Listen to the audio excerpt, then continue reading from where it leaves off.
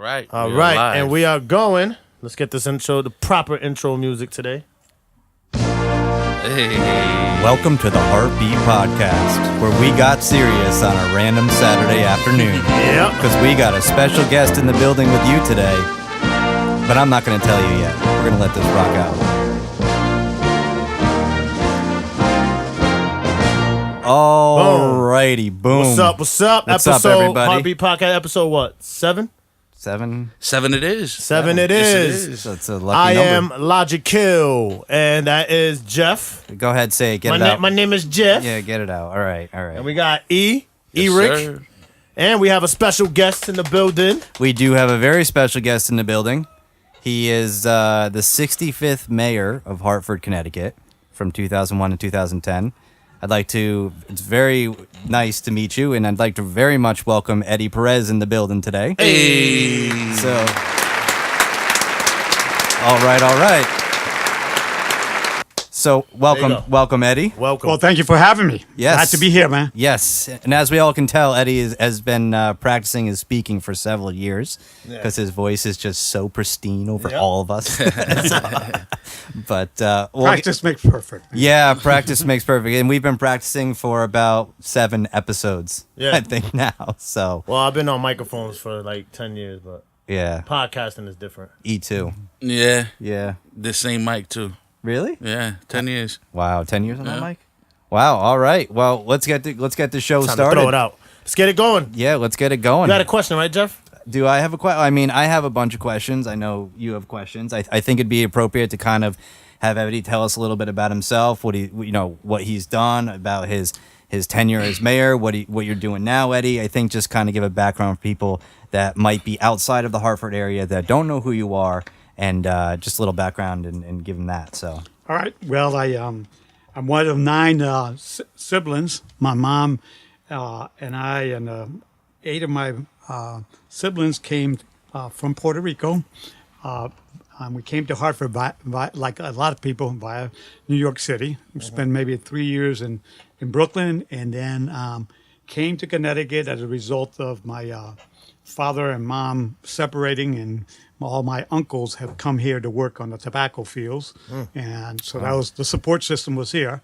And I came here when I was 12 years old, and have been in the city all my life. I started out after graduating from Hartford Public High, went to school for a year at the community college, decided that wasn't where I wanted to be. I wasn't kind of academically prepared to keep going on to college.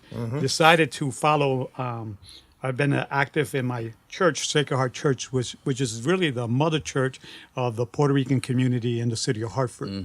For about 3, maybe 4 decades, Sacred Heart was the hub of anything Puerto Rican, whether it was the business side, the religious side. And I got there at about the right time. I got there about 1972 when I was teetering on joining gangs or going the right way, I guess is the best way to say it. Wow, yeah. The church went out. And I spent maybe about 5 or 6 years in the church youth group. And as a result of my work in the church youth group, I got involved in a lot of the social action side of the church, everything from delivering meals to protesting nuclear subs. Wow. Okay. I went to North Carolina to protest racism of blacks who had been arrested in North Carolina for all that, when I was in my teens. So I got an early start in understanding what social justice is and how this country is not balanced in terms of how they treat people of color. Yep. And I got interested in joining VISTA, which is the Volunteers in Service to America.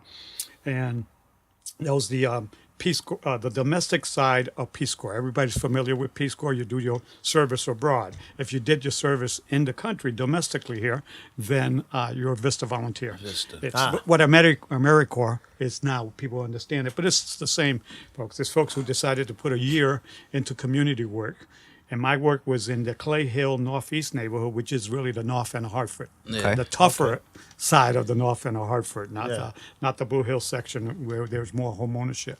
And I spent 9 years there doing work mostly with tenants who were fighting their landlords about the living conditions they had, with young men and women who weren't part of the workforce, trying to get people jobs, and not only get them jobs, but make sure the jobs were pay a living wage and things like that. And then the last piece was I was very involved in youth development, trying to get kids away from the streets and more into staying in school and hopefully going to college or at least making a positive entry into the workforce. Did that? The name of that organization was One Chain. I was there for 9 years. Then I went up to Stowe Village, which was at the time probably the toughest public housing project in the city. And I got hired by a group of business leaders, including the Urban League and the National Puerto Rican Forum, to do welfare to work, to get moms who are stuck in public housing, to get them jobs, and then move them out of the project into better housing situations, and in some cases actually buying their own home for the first time. I did that for about 3 years, then I got recruited to Trinity, and I spent 11 years at Trinity. And I think everybody knows that's in Hartford. My cornerstone there was I built the Learning Corps, which is a campus for 18,000 kids from K to 12, and it has a number of magnet schools, which now have been successful for a decade and a half. At that time, it was one of the first real bright lights of the city. Sort of like the shining star on the hill. When was that? So when was that? That was in '94. Okay. It took me '94 to '96.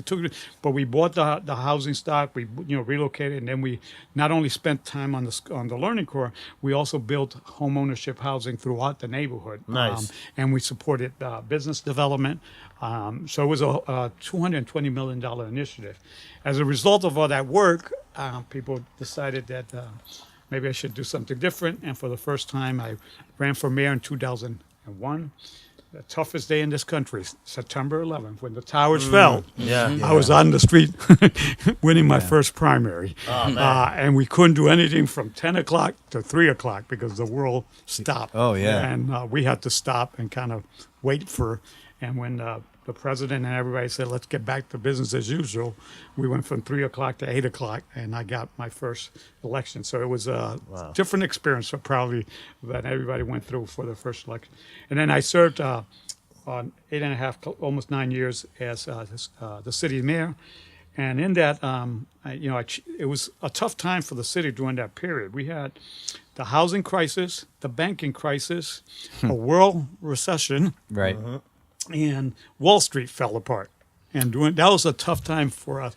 The city had already been in a tough situation. And when you add up those things, every 2 years, something major happened in our economy and in New England and across the country. But we held our own. And my biggest proud achievement when I was mayor was that we turned the school system around. Yeah, you did. We turned the school system around. How do you feel about the school system now? Like how... Well, it's now, it's in reverse, I guess is the best way to say it. It's either stuck or in reverse. And when I say that is that, we moved the needle. And when you move in the needle, you got to remember, a kid is in the school system for maybe 10 to 14 years in Hartford. It's not, you go from preschool up to 12th grade. And then some kids in our system, get left back. So it's a quarter of the person's life they spend here. Yeah. And if we don't make the investments in kids early, then they don't succeed. And when they don't succeed, our city doesn't succeed, and our region doesn't succeed, and our state doesn't succeed. And then we wonder why kids end up on the corners, in jail, or in some cases not able to live their full life. So, and this city, if you look at the history of this city has been the gateway for hope and opportunity for millions of people. I'm not talking about thousands of people. And unfortunately, Black and Latino kids enter a system that's stacked against them. So one of the things I did as mayor was continue to increase the kids' opportunities and their vision that it wasn't what they were looking at in front of their window in their neighborhood. Yeah. You know, that there was a bigger world out there, and they had options. So magnet schools and you know, career opportunities, and not you know, that's one of the things I enjoy most is, and when I see kids that say, I'm now 25 years old, and you gave me a medal in third grade, and they still remember the medal in third grade. Yeah. that's an impact. And That's the rewarding feature of yeah, that's yeah. you know, and I get that more and more. Or they say you work with my grandmother, you work with my mom. I've worked with 4 generations in the city of Hartford. I've been doing this for 40 years, and the city has been great to me. I think I've done my fair share, but I got one big one left. I'm 61 years old, and for the next 20 years, I could do a lot more than I've already done. That's what I'm talking about. Are you man. planning on trying to do anything else for the city on the political side, run again or any type of position? Yeah, there was a little secret that came about on April 4th. I announced that I'm going to seek that the people in Hartford give me a second chance to go back and govern the city for the next 4 years. That's So what I'm I'm a talking candidate. about. I'm a Nice. candidate And you said for mayor of the something city of huge there Hartford. for me when you were like, I want to make Hartford work for everyone, not just a select few. Yeah, I think one of the challenges for any mayor or anybody in public life is to understand that when you're there, the responsibility is broad, and if you don't understand that, you become a little bit tunnel vision, and then you don't make the impact. So you got to choose. You know, one of the most important things we have is time. It's finite, and if you get 4 years to do something, you got to decide where your priority is going to be from day one. You can't wait and say, well, I'm going to figure it out in the second year, maybe the third year, and then I could hit a home run. You gotta Then. Do you attack have your everything at priorities once. already set up right Yeah, now? Like, you get in tomorrow. Where are you starting? What's number one? Well, first of all, I know how to be mayor. Yeah, I course, know how to yeah. run the. I know how to run the police. I'd hope so department. after 8 years, right?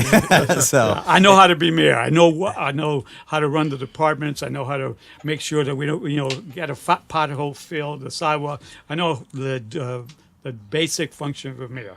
well, I'm voting for you. You know, I got to find a way to vote for you because did you see the parking lot outside? Oh man, yeah. No, So it's really quick, because obviously. You don't want me to go through my priorities? let him go Yeah, with his yeah, priorities. do it. Let's go. Yeah, Priorities. Yell at Get him. there. Yell So at him. the biggest, and there's priorities. You don't have a single priority, Yeah. but you're going to emphasize. So one of my things is we got to turn around the school system.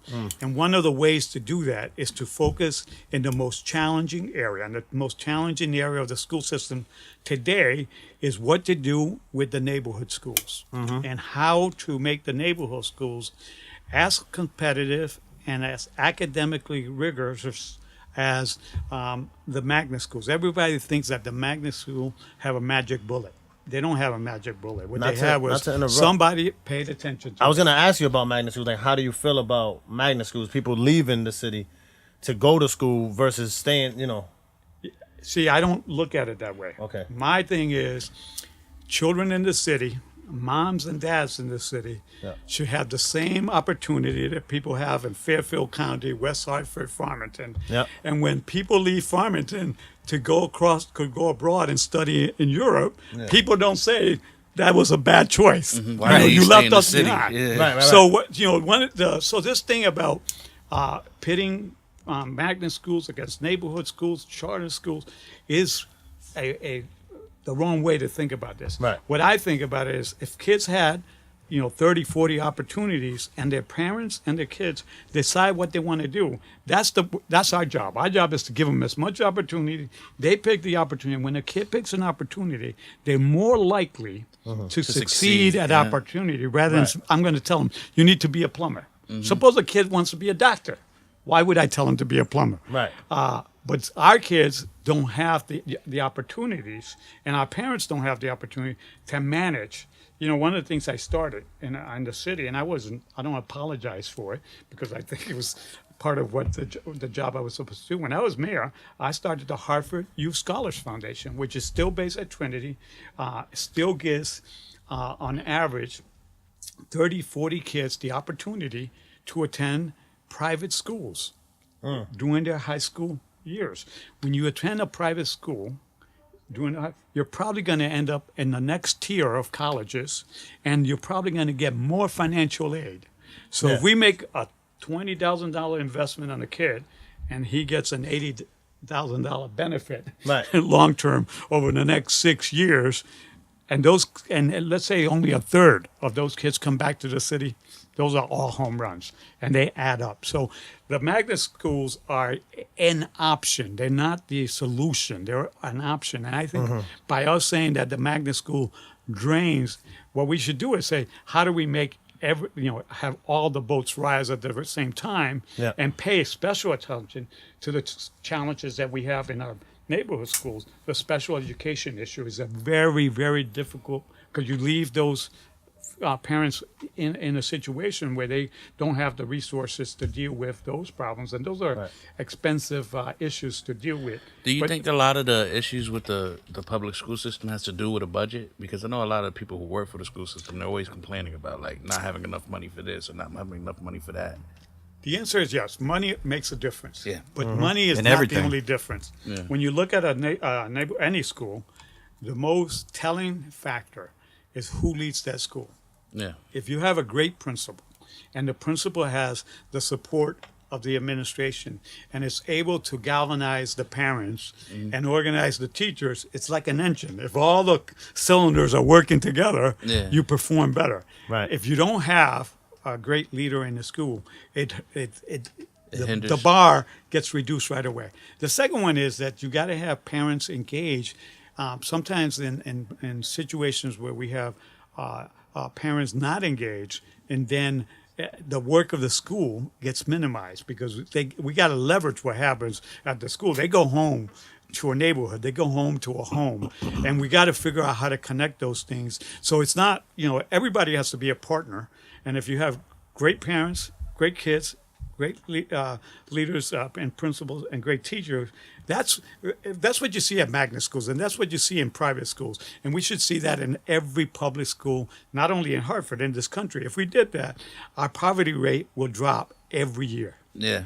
Which would be amazing. Now here's a question. Do you identify most with the Republican or Democratic Party?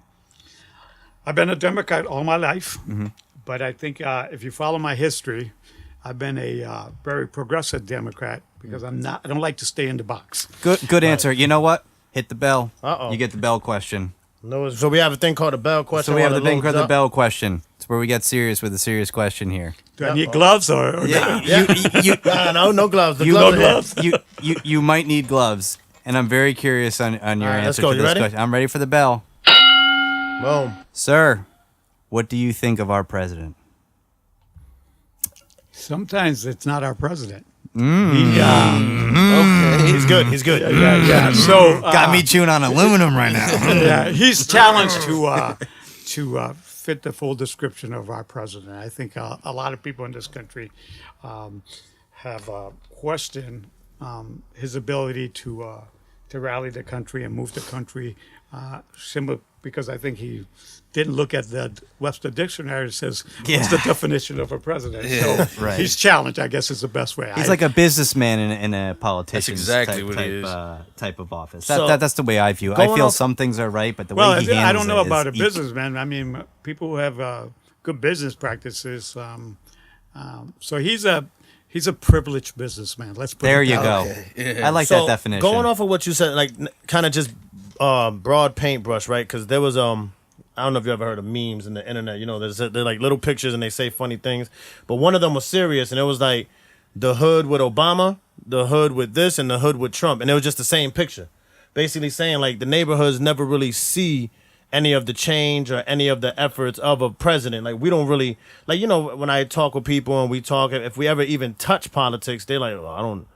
Part of my French, but I don't really give a fuck because it doesn't even It's affect so true. me. Like, People in our age demographic don't even. And not pay even But what is only the our president age, it's really where we going are. to do? What is the president really going to do? He's kind of like the macro United Right, States, right. right? But people- and I feel like people like Well- Eddie and the governors and stuff are kind of the more localized and centralized people are kind of focusing on schools, the system, and what's the way to the hood when you think about violence or crime? Right. What's the key ingredient there? Right, what is the best way to kind of do that? Right, it's the kids. Well, It's yeah. dealing with kids, and that's why, you know, from what Eddie is saying, from my perspective, it's kind of when you're trying to deal with situations in the hood or rougher areas, you have to focus on people growing up, because eventually, as people grow up, unfortunately, some get killed in violence, right? Some will move, but it's the kids, if they grow up the right way, and if you get a high percentage of the kids that are doing things the right way, things can change. Well, let me challenge this notion that Let's go. nothing happened. Yeah. I don't think nothing happened. I Yeah. think if you, historically, when we look at presidencies and we look at their impact on the country, Yeah. Obama will have a legacy that you can't measure by GNP. You can't go and look at the gross domestic product and Yeah. translate it into the hood. Yeah. You can't do that. Exactly. That's a hard exercise. Yeah. But if you translate the fact that brown and black kids throughout the country saw somebody that looked like them, just like Congress now is looking up very diverse. And Right. so I think that the bar was raised. And again, people now may be looking at things and saying, maybe I could be president of the United States. You know, and that's a big That's big good, yeah. impact. I don't know if a lot of kids are going to say, I want to be like Donald Trump. Yeah, no, I Okay, don't think but I so. think a lot of kids might say, I identify with Yeah. President Obama. They identified. I'm going to tell you, women in this country identify with the First Lady, They were Michelle. They were cool. They were cool, fit and in, they right? fitted. They fit fitted in. Yeah. the perception or the reality of what leaders should be. Mm-hmm. Okay, I think they let the country in a tough time. You got to remember Yeah. when Obama took the office, the banks were in trouble, the auto industry was in trouble, and so does that I affect worked the in hood? it. It takes time to affect the hood, but I think it Yeah. did affect people's mind in a positive way. But I think also what you said, just seeing somebody who looks like you, you know, especially for brown and black kids, you're looking, because, you know, we had to talk about this not too long ago on another episode about the movie industry, how it was always just white. You know, all you saw in sitcoms, all you saw in movies was just brown, blonde hair, blue eyes. So you Changed never- a lot now, though. Well, it's changed a lot now, but what I mean is what he Yeah. said, like when you see Obama and Michelle and them up there, it gives you hope. It's like, wow, you know, this isn't just, you know, a white privilege thing, which exists. You know what I mean? As much as we hate to play the race card, it does exist. And it's like, when, like you said, when you see it there, when you see somebody that looks like you doing the biggest job in the country, you know. Yeah. No, It's I kind of think- lit too, like the similarity, man. Like you're the first Latino mayor of all of New England, Yeah. man, which is lit, man. Yeah. Like, that's history. Well, yeah. No. I enjoyed, not only being the first Latino mayor of a capital city, but also somebody who had grown up and never forgot where they came from, Right. and continuously went back. I used to, in order to keep myself centered, I used to go to two schools: the Milner School in the North End and Burns right off Park Street. My mother went to Burns. Yeah. And the reason I went to those schools, those were like the tougher schools because they had the toughest poverty rates and challenges, and people. We tried things in those schools, but we always tried things on the surface. We never got to the core of it. So I used to go there maybe every 6 to 8 weeks to kind of keep myself focused about.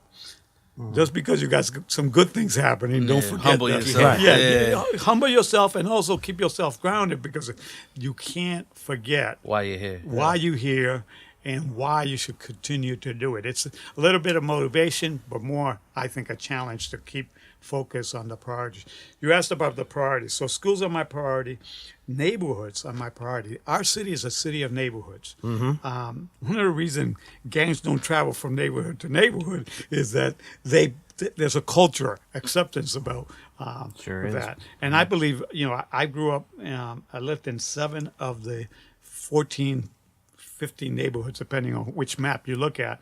And every neighborhood is different. They got their own character. And you got to figure out how to get the school connected to the business community in that neighborhood, not only the businesses downtown, which do a lot of support. And one of my biggest efforts will be to do something that I don't think anybody's thinking about, which is called, how do you create wealth in a poor community? So you sort of that little caption you said, how do you make a difference in the hood? Yeah. And if the hood was a lot wealthier when you started. You made an economic impact. One of the things I did when I was mayor, I said home ownership is an important thing, because if you buy a house and you're going to live there 30 years, it's different than renting for 30 years. It just changes your opportunity. So supporting small businesses in the neighborhood, supporting home ownership in the neighborhood, and then supporting jobs. So when you see a project in the city, you got to see people that look like you and go home to your neighborhood. Not only, it could be, there's no point in having people who look like you and they leave to Farmington. There's more impact if they shop at the local bodega, if they cut their hair in the hood, because what that does, it creates wealth. The money stays with us rather than traveling out. That's funny. Nas is big on that.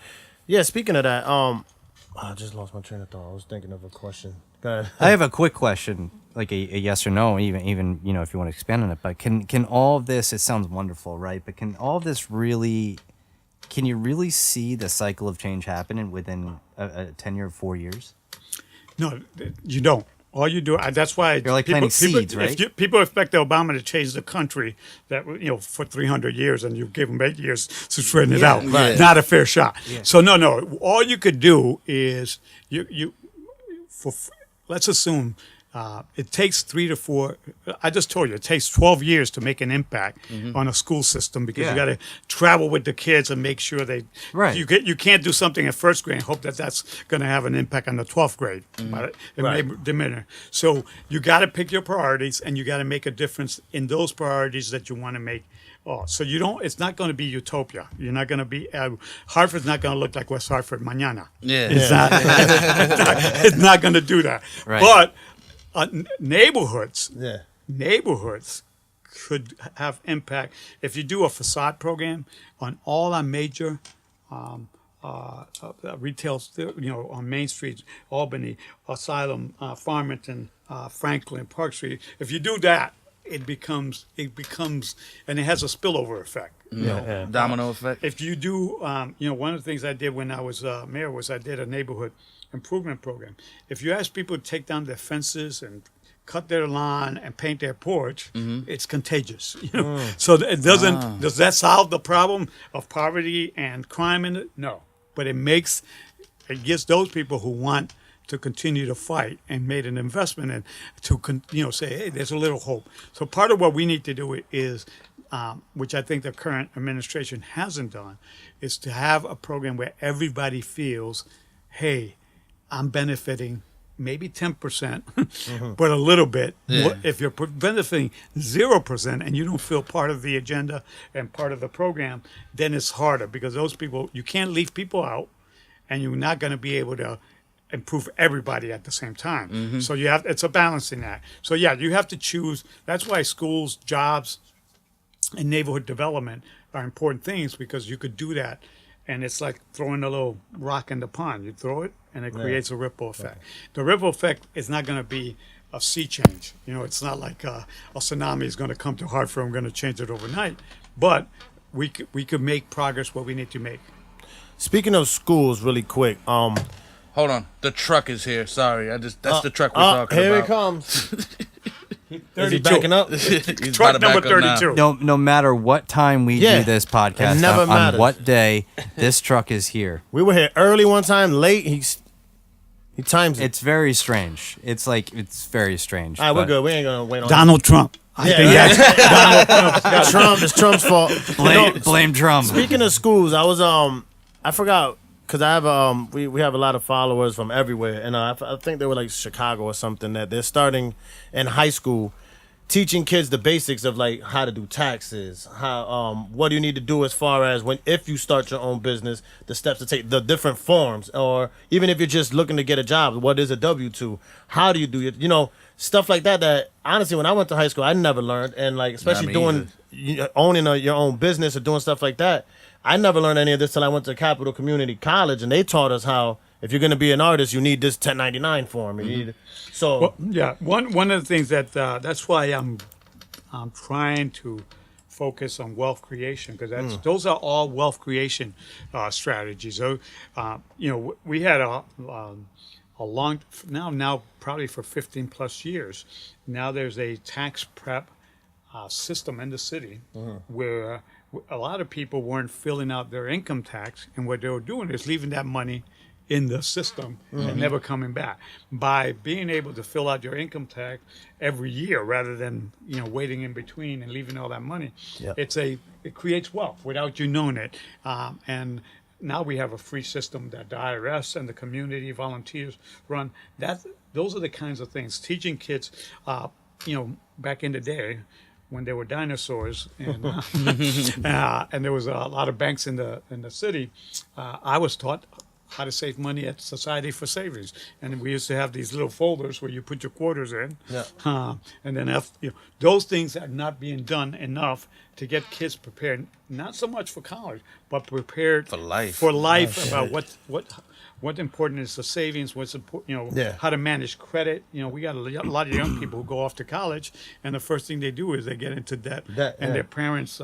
That's my son. The parents have to bail them out right away. Me and Jeff are there too. We got everybody debt, student doesn't debt. understand how to manage their money, and they put themselves in a bigger hole, and then it takes them, harder to get out. So the smarter we are about understanding how wealth is created, and wealth is not created in one generation; it's created in multiple generations. And we don't understand. If you don't understand that, the kids in Fairfield County understand that because their parents are dealing with money every day. They're managing their portfolios, and they're managing, their investments, and they're talking about their kids. This is what you're going to have if you go off to college and become a doctor. All that. That's taught in the household, but out here it's not like that at all. It's taught in the household, and it's taught in their broader community. Everybody who's associated has similar spirit.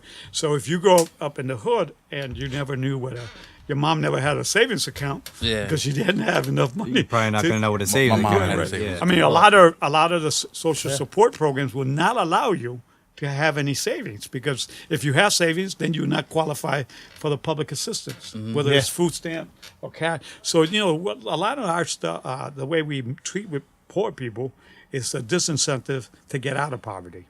Yeah, and that's funny because I just had that conversation. Well, I had this conversation a lot with my wife, and about how people kind of get stuck in the loop of the system because they, if they get Section 8, now they don't want to make too much, so they don't they lose get comfortable. it. So they get comfortable, and it's like, well, I'm paying. The whole point of it, in theory, is to use it as a supplement just to get out of it. But people get stuck in the loop, and then you grow up generations of people that no, I'm not. I'm just gonna work at Stop and Shop because I want this benefit. Look, when I was at Stowe Village, one of the biggest challenges was that people who wanted to get out were paying $900 for an apartment, next to somebody who was paying $3 for the same apartment, in a situation that the apartments were terrible and the living conditions were tough. But those people who were committed would take them 3 to 4 years. It wasn't like they could say, "Oh, next year I'm going to be off Section 8 or public housing."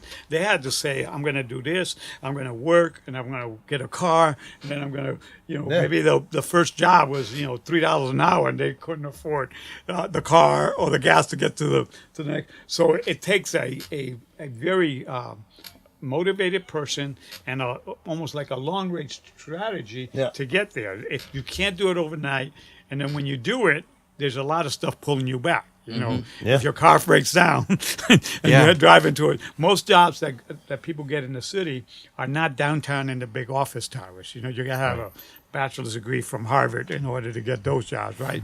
Yep. And you have to go and travel 45 minutes to get, back and forth in order to get that. And that's an added expense. We don't have a good public transportation system in this state. Well, you got the Metro North now that goes to Hartford. You just read my mind. I was going to say, I know there's a big deal. This is the fast track. And all of that helps. But what I'm saying to you is where the jobs are going to be for the people. Transit-oriented development generally works for the millennials, the people who are already prepared, and there's a mismatch between the jobs. But there's not enough, now we're doing a little bit of manufacturing. There's not a lot of jobs for somebody to go from high school directly into the workforce. Yeah. And then you have to be ready to be able to do 2 or 4 years in college in order to do that. And then you got the whole question of the debt. So one of the things I think would be great is for every community college in this state to be free, because I think that would go a long way to helping inner city communities. Who pays for that though? Well, it's like everything else. You have to have priorities. If we believe that we want to be a competitive state, we have to have a competitive workforce. And if we forget that the urban communities have a lot of folks that are willing to work, then we're making bad policy. And Here's the the policy is, when we decide to invest in a big corporation, as we did with the last governor had a big, the big five kind of corporations. Right. Those are policy discussions. And if we don't include the people who are already challenged and say that we can't invest in those. So, yeah, it would be, taxes would pay for any program that makes it support. But the theory here is that if that translates into more workers who are going to pay taxes in the future, it should pay for itself. So there is a cost-benefit analysis. Oh, absolutely. But I don't think people think about the long range. They think about, I don't want to pay $30 more in taxes. There's a whole question now about the tolls, right? Everybody's got there's a whole I was just debate. about to say about that. What are your thoughts about that? Because I think we live in a state right now, and I don't know what your thoughts are about Ned Lamont, but it just is, we have property taxes on cars, we have tolls coming. There's been discussion about mileage tax. I mean, I think there was a tax coming to supermarkets, if I'm not a different tax for tax that. to food. It's kind of we're taxed on everything. We made a joke, I think on our very first or second podcast where it's cold. Can you breathe? Oh, I got taxed. I paid my air tax today, so I can breathe. I think in your opinion, and this is just, I guess, almost like a personal question, because I'm just excited that you're here because you never get to have the opportunity to ask directly, really, is how do you solve this problem of I don't want to pay 35 different taxes to solve problems of, of course I want to invest in the kids. You want to make as little hoods in this state as possible. This state, I think, is ranked worst financially in the continental United States as of now. How do you solve that with all these taxes? And then you want to come up with these great ideas, and you're saying, well, we'll do that with taxes and taxes and taxes. And I think this is why we see an exodus of people leaving the state of I'm fed up. Fuck this shit. I'm tired of paying it. I can go to Florida. I can go to, nicer weather, cheaper real estate, and all these things. And how do we really kind of get out of that rut in Connecticut with that boat of taxes? And I'm just curious your thoughts on that. So I'm not running for governor. No. I guess it's more. This is more like an opinion. No. Thing, So it's the same thing. Look, I never expected this state to have an income tax, because in the land of steady habits, as we call Connecticut, everybody thought income tax was the worst thing that could happen in the world. But guess what? People wanted the quality of life that they enjoy. Of course. That's why we're one of the richest states in the country, right. And we've been the richest states in the country. If you go to Florida, if you go to Oklahoma and Mississippi, and you say, I'm from Connecticut, they always assume you live in Fairfield County. They don't assume you live in Hartford, right? They don't know what Simsbury is. Yeah. So what I'm saying to you is policy, so people may be complaining about taxes, but Governor Lamont is a business guy, and he's making a cost-benefit analysis about what we're going to do with our infrastructure. If a highway bridge failed today and 30 people died, everybody would complain that the government was at fault by not repairing the Which happened in Bridgeport, I think it was 15 years ago or something. 25 right? years ago. Okay, yeah, close. So what I'm saying to you is our infrastructure is in trouble. Right. And nobody would, and in order to have that little fancy train that we want to help with the transportation problem, somebody's got to pay for it, okay? Right. Yeah. And what Governor Lamont has said was, in order to do that, we have to tax the people who are free riders. You know what a free rider is? I think so. Yeah, all of us.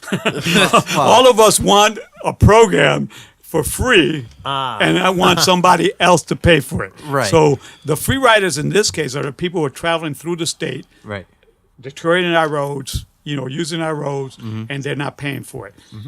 There's a reason why Massachusetts has it, New Jersey has it, folks have it. So why can't out-of-state residents pay for this? Why does it have to be in-state residents that need to pay the tolls? Why can't it be like, listen, if you are registered in a different state other than Connecticut, you can either pay the toll or a monthly Easy Pass or something. Why do Connecticut residents have to even have a percentage of? I think they get a discount on the tolls. Yeah. But in your opinion, why is it that we even have to pay it all? We live here. We're already paying taxes here. The question is, how much revenue could you raise from the outside? Yeah. Right. Right. So somebody did an analysis, I assume, that says if we only did that, what would happen? So two things happen. The first one is there enough money to make an impact, right? And then the second part of it is what will Massachusetts do to the residents that go to work in Boston from Hartford?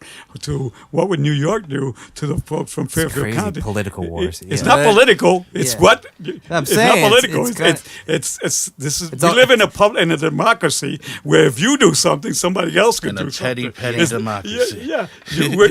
In Russia, when they make a rule, it applies to everybody.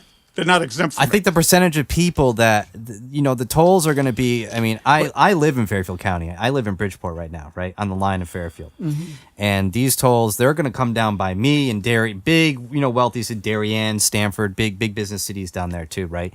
And I'm thinking the amount of people that travel to Boston, right? I think New York would be a problem for people that travel to New York, but I think most take the Metro North. But for me, the amount of people that travel from Hartford to Boston is much less than the people that are just staying in Connecticut and working.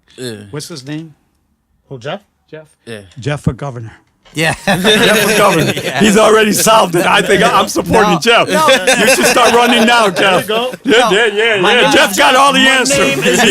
And it's not political, right, Jeff? You're going to be not political. No, and I got you. I think it's just really interesting to me where I think I just would like to see us make a stand for the people that are out of state, like doing well, we're going to find a way to try this first and let Boston come up with a plan for us, right? And then we can adjust it. And I think there's some kind of way.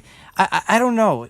I just think, Eddie, it's just there was a time where we had tolls before. Absolutely. Yeah, I think it was in the 80s, right? Yeah. And there was a decision made that we're doing okay. We don't need the tolls. Yeah. So we took down the tolls in Connecticut. Yeah. I used to pay the tolls when I went fishing Yeah. out of Hartford. I pay the tolls when I go to Yankee Stadium and watch the game. I know if I'm going to travel through New York, I got to pay the price, right? And that's it's not. The debate in Connecticut right now is tough because we don't have a system. But if you look at what's happening to areas of growth like Florida, my in-laws, went to Port St. Lucie in Florida when there was no, it took us an hour and a half to find the location because it was all woods and hadn't been developed. In 5 years, they ended up hiring 180 teachers in 1 year. So the impact in Florida, and a lot of folks who had left Connecticut, going to Florida, end up coming back here because life is not the same down there, and the challenges down there. Right. Their economy is challenged, just our economy. Oh, absolutely. You don't make as much. People are like, there's no income tax and property tax on your cars, but the average salary per job is much, much lower than it is in the Northeast. My point is that public policy, there are going to be winners and losers in public policy. There are going to be free riders. All those things have to be factored in. I think Governor Lamont and the state legislature is struggling. There's no guarantee that what he proposed is going to pass, right? Mm-hmm. So it might be changed to a point where tolls are taken off the table. Mm-hmm. Maybe that, and that's the good thing about this country and about the system we have, that people who, if they don't like tolls, they're able to advocate to their elected representatives, and if their elected representatives see a choice, then the choice. So not every policy, when I was mayor, I would suggest something, and if the council didn't pass it, alrighty then, no, we're not doing it. Yeah, we're not doing it, right? And people would argue about whether it was the right thing or the wrong thing to do, and there were people who definitely were against everything that had to do with taxes because they pay the highest taxes. If you didn't pay taxes, you were okay with somebody else paying the taxes. Mm-hmm. So how public policies, and everybody used the word politics, it is more choices that people have to make. And unfortunately, most low-income people of color generally don't participate in the debate as much as they should. Yep. That's true. That's one of the things we talk about. Like nobody really cares. Like, a lot of people are not really educated on it, and they don't really care, like you said. Well, I wouldn't say care. There's no self-interest. There's no There you go. connection. Yeah. It's not that it's not that people don't care. It's they don't understand why if they didn't get engaged, what may happen, and their experience when they get engaged is negative. So if you're a black or brown young man in the city of Hartford and you get engaged with the police department, your experience is probably going to be administration for the rest of your life. That's so true. Yep. It was a big impact. It wasn't like it wasn't a civic class. You didn't hear about it. Yeah. You experienced them. When people have those kinds of experiences, they're life-changing experiences. Oh yeah, definitely. So we talk a lot about. I don't know if you ever heard of Gary V. He's Gary Vaynerchuk. Yeah, he's big. Is he from New York? He's a big talking head from New York. Well, Yeah. he's originally from New Jersey. He lives in New York. So Yeah. he's real big on. You don't live in Hartford, right? You don't know him. You don't know him. He's not paying those toll taxes. But if he wants to come up here on the podcast, he's going to pay his He's gonna tolls. pay. No, No, so the thing is, he's real big on entrepreneurship. So speaking what you touched on earlier about the kids, touching them early and influencing them early in school, do we start to plant that seed of entrepreneurship to them rather than getting out of school just to search for a job, instead of having ownership and something you own, something you can pass down? Yeah, no. I think the more, as I said before, Yeah. one of the solutions to poverty and the whole question of people being disconnected from the main economy is how to think about wealth creation and making it multi-generational and being able to leverage the stuff. So yeah, the more we teach kids about, with the internet and the whole growth of technology, the world has opened up a lot more. Yeah.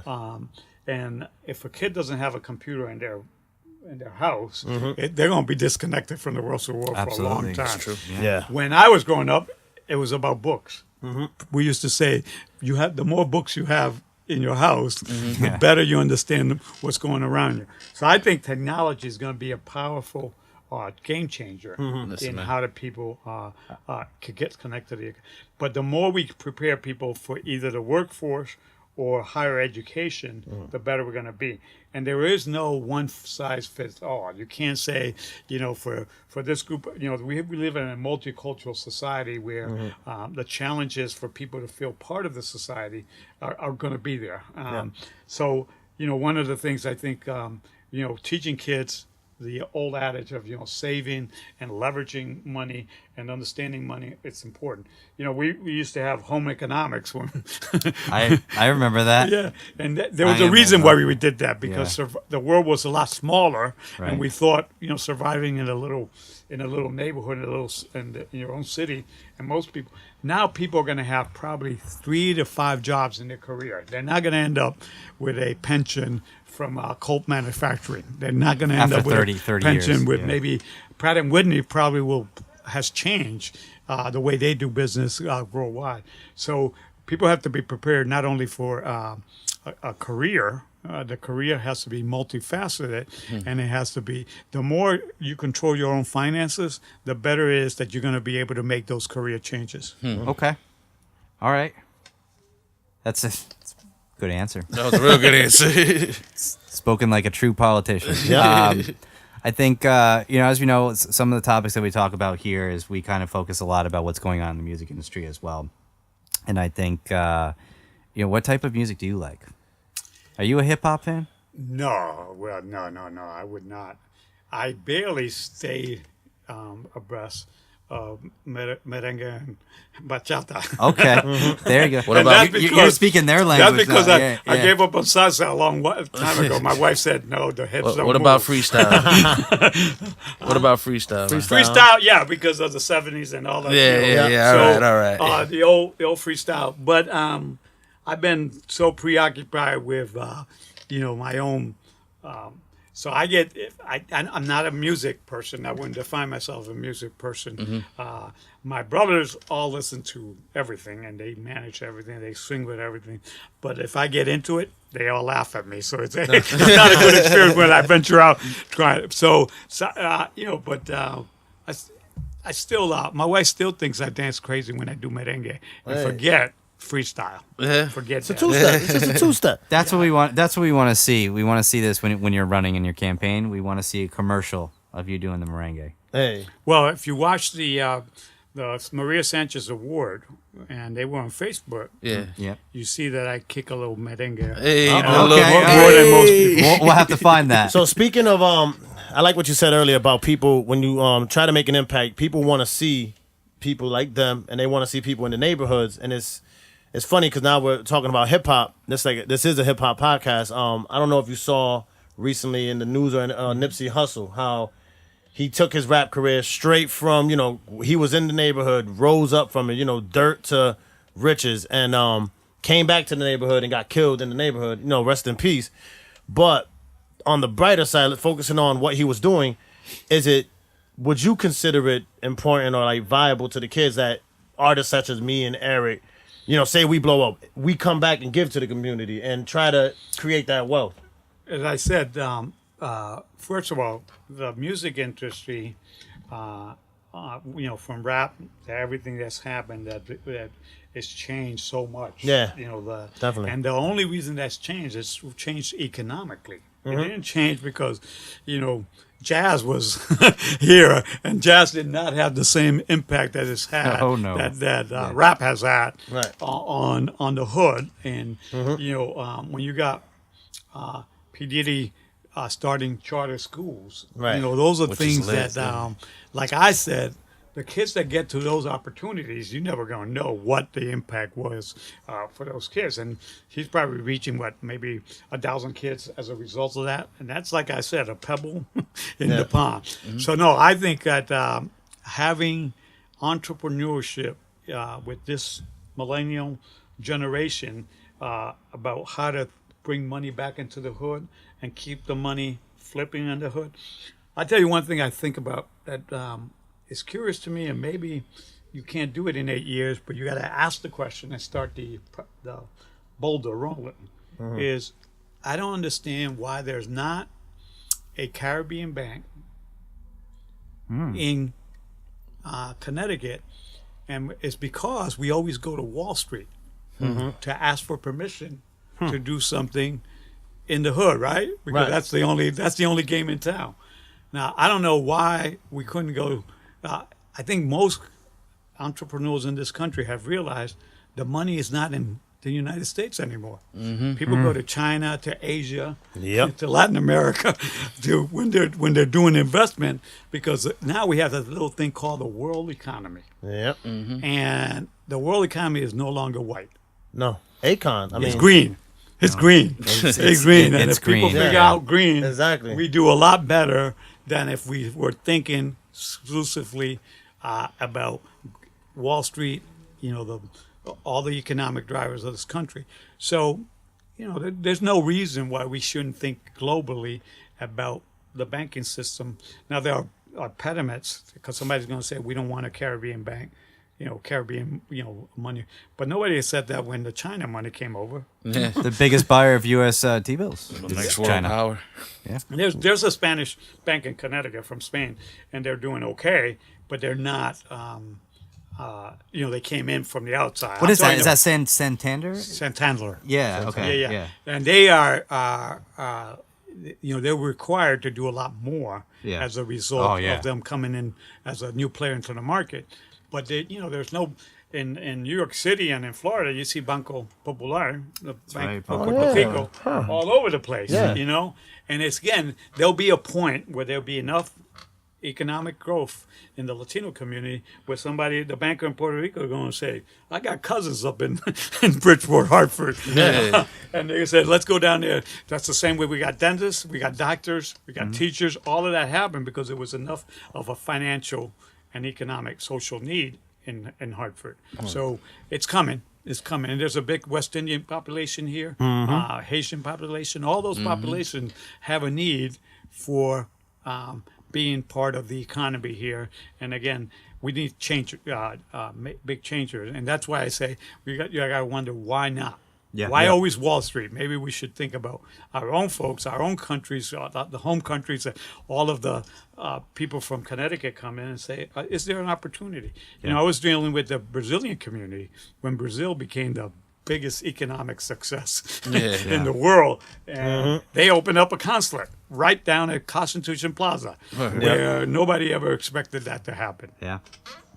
So it is possible. Word. Okay. I feel so inspired right now. I know. I just feel like I just want to. Well, you're running for governor. You got to do that. You got to be inspired. You know? Have you ever seen two competitors in the same room on the same podcast? Eddie and I running against each other. No, no. All jokes aside, I mean, it's when you talk like this, it is very inspiring, and it's. There's a train. Good. There's a train. Even right? the train. On cue. The train's rooting for us. Yeah. So, no, that's really great. I think. I know. Question: you got a what would couple you questions. get? Yeah. What would you tell the people in our age demographic to get them to vote? Oh. So I think that the first thing I would say that they do vote. By not participating, you're supporting tolls today. Oh. Hey, Or you're supporting whatever you're against when you're doing it in the air and not in the ballot box. Okay? So you are voting. You are participating. You're By not participating, You're participating with the majority. Yeah. Oh. Okay. So really quick. No, hold on. So you're in the silent you're the silent, what's called the silent majority. Yeah. So if you want to affect change and in public policy or in politics, you got to be in the game. You can't be a spectator and expect to pitch a no-hitter. Facts. Go out there and vote, people. Go out there and vote. So you have to register and vote. Most people also don't understand that registering to vote as an independent doesn't include you in the major political party system. And in Connecticut, we have a diverse voter population that the independents, the non-affiliated voters, are a big block. Yeah. And they're the ones increasingly who are deciding the election. So it's the people who say, I'm not a Democrat, I'm not a Republican, I am want to do being more in the center of things rather than on the right or on the left. And that's what I think people get. If you want to make a different, pick a side, goddamn. Pick a side. Or become a player. Become a player. There we Become go. a player. Stop being a Register and bench vote. warmer. Register and To vote. play off that though, all right, so for people that don't get the words that people use, how we're talking, like even like the $20 words, like creating wealth, like even if they turn on CPTV, like just have no interest, don't understand the language of even local politics. What's a good way to get started to get informed? Like Well, the best thing is when you get your driver's license, register to vote at their driver's license. Yeah. So it's just one more box, and you could decide whether you're going to be affiliated or not. If you don't say anything, they're going to make you independent anyway. Yeah, I think the by Department of default. Labor has you can register over Whether there you could too. register anywhere. So Yeah. register. The second thing is you should, at least in your own town, try to go to one public meeting to figure out who represents you, whether it's the city council, the board of education, and there's all kinds of, in public access, you can watch any community meeting, whether it's, people don't know, if you're interested in entrepreneurship, every town and city in Connecticut has a little department called the Department of Economic Development. And they're there to help you start and grow grants, your I think, business. right? They give you grants sometimes, no? They give you advice on how to do what you want to do. People think that grants is the only way to do it. You ever heard of Adam Smith? No. Adam Smith is the world famous economist who learned supply and demand. When they cross, Guns and butter. exactly. Guns and butter. So, people, I tell people, you don't got to think about that you're going to get a grant for $50,000. But if you create a company that becomes a $2 million company, you didn't need grants to do that. Yeah. There are grants. There's a lot of programs on how to do a business plan, how to get started, how to find a location They know in the city how many buildings are empty and what they're looking for. And there's all these people out there. That's their job, is to help you start a business. And can you say that one more time for everybody? What department that is? That is the It's usually the Department of Economic Development. Department of Economic In Development. your Get local down community, there. Yeah. or you could go to the state website, which is ct.gov, and they have the same thing. They have, and all you got to do is look for the business signal. All they want to do is talk to you as a businessman. So if you want to be an entrepreneur, you don't have to invent the wheel yourself. There are a lot of wheels flowing out there. There are a lot of support. Some of it becomes grant dollars. Some of it becomes helping you introduce you to the banker who's supposed to be doing Community Reinvestment Act, meaning that they have to lend money in pockets where there's nobody else lending money. Yeah. And that money is a little cheaper than if you went to your uncle and borrowed the money from your uncle. Yeah. Yeah. Here's a question. We Definitely. had this debate on a previous episode. The hustler versus the entrepreneur, right? And right, wasn't that, guys? It was. Well, we were talking about the DJ that tried to charge me so there's a lot of, obviously in every business there's a lot of shady things, and one of the big things is a lot of these bigger. No. There's a bad business people who make bad deals and lose money. Bam! Bam! Bang! You got to be smarter than the guy you're doing business with. Exactly. If you're not smarter, then you don't blame the guy for charging you. Listen, premium. Eddie, you can come hang out with us anytime you want, because we spoke about this, Yeah, so and bro- I had a problem with that. But that's So- what we were saying is I knew better, but I was saying, I respect his hustle, and he's like, that's not hustling, that's just being That's shady. ripping people That's off. just being- ripping That's people off. that's trying to But get money from idiots. It's called buyer beware. Buyer beware. You got to protect yourself. Yep. And sometimes you make mistakes. Sometimes you look at the deal, you think it's the best deal in a lifetime, you take it, and it was the bad deal. You got to blame yourself. But guess what? The next deal should be better because now you know. You're smarter. You're smarter. You're Yeah. smarter, Yeah. and you should be a little more savvy about what Don't go for the first shiny bullet that comes your way. Yeah. Well, they say it's only a mistake if you don't learn from it, right? Yeah. So, That Fool is me once. that is true. yeah. That is true. Well, we hitting the hour. I don't know. You wanna? Just encourage folks in Hartford to register and vote. This is going to be a major election. We're at a crossroads. If you're happy with everything that's happening downtown, that's one thing. But if you're not happy with what's happening on your block and your street, if the garbage is not being picked up, the cops are not doing their job that they should be, Facts. there's a guy you could support. I won't mention his name. It won't be Eric for governor. Nice. Really quick, did you want to address the city and because obviously if you're running again, right? Yeah. I have filed my papers, raising my money, have 200 volunteers ready to go, Yep. and we're going to be hitting the streets and trying to convince people that you have a choice. So when, because obviously they're gonna come out when the skeletons in the closet come out. What's up? Well, when everybody knows, I have apologized for my mistake in the past. I've asked for people to give me a second chance, and they understand that this is a city of hope and opportunity, and people will choose. That's a good thing about the democracy. People will decide whether my record of 40 years is worth something, whether they will give me a second chance, and if I get a second chance, I might get You're gonna a get third the second chance. chance, man. Everybody I talk to, especially around my mother's age demographic, they all support you. They say that you've done a shit ton for the community. So I really believe you're gonna get a second chance, man. Thank you. Thank Yeah. you. Yep.